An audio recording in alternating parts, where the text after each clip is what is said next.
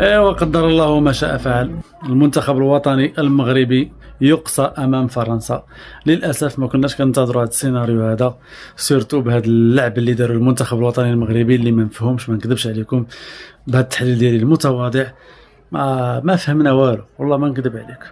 ابطال تبارك الله عليهم، لعابه زوينين، درنا مباريات اكثر من رائعه ضد المنتخبات الاخرى، ولكن ضد فرنسا شنو كيوقع الله اعلم بعلامات الحق. ما نكذبش عليكم، الشوط الاول ما فهمناش، داخلين باش ندوروا كره، ما داخلينش، ما عندنا حتى شي مهاجم اللي غنعطيو له كره، ما كاينش السرعه في الاداء، ما كاينش داك لي كونتر اتاك والكسيراتور في الهجمات ديال فرنسا ملي كتهجم بالكم. احنا ملي كنديروا لي كونتر اتاك كنديروا كونتر اتاك بلاتي علينا تيوصلوا الفرنساويين. خوتي ما نكذبش عليكم، والله ما فهمت شي حاجه في هذا الماتش. انا ما تقبلناش هذا الاقصاء.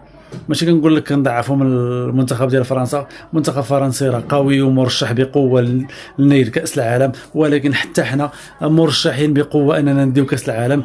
ولكن الاداء هذا النهار والله العظيم يطرح اكثر من علامه الاستفهام. التعليق ديالي المتواضع، ما عرفتش، ما شفناش كره، ما شفناش المنتخب الوطني اللي شفناه مع هولندا، ما شفناش المنتخب الوطني المغربي اللي شفناه مع كندا، ما شفناش واحد اللعب ما عرفتش انا، والله ما عرفت.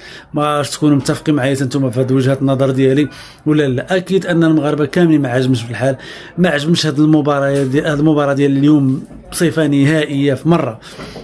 لاعبين بدون عنوان، لاعبين بدون مهاجم، لاعبين تالي تمارك على جوج ديال الاهداف. عاد دخلنا المهاجمين، واش غتدخل المهاجمين باش تحصل على النتيجه ديال التعادل مع فرنسا ب2-0 اللي ما قدرتيش تماركي حتى بيت واحد في الاول؟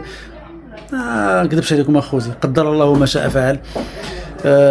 كنبقاو ابطال الحمد لله. المنتخب الوطني المغربي على راسنا وعينينا، ولكن ما نكذبش عليكم الخساره ديال اليوم ما تقبلتهاش، ما نكذبش عليكم. تهلاو.